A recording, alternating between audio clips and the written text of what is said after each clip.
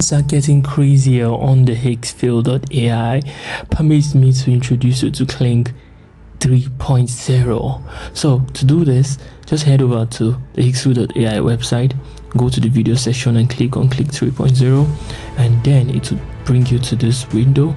And what you do is you go to any of your AI, maybe ChatGPT or your Gemini. I'll use Gemini, and then I'll tell him to give me a prompt for a basketballer dunking, and then it's providing me with a prompt like this: a highly cinematic video of basketball player dunking and scoring alone on the basketball court, dramatic lightning, slow motion, professional camera work.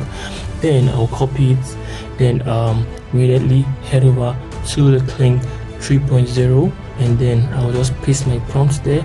Once I paste my prompt, the next thing is I'll check the time, and then I want to work with let's say 5. No, let's work with a longer duration. Let's go for 10 seconds.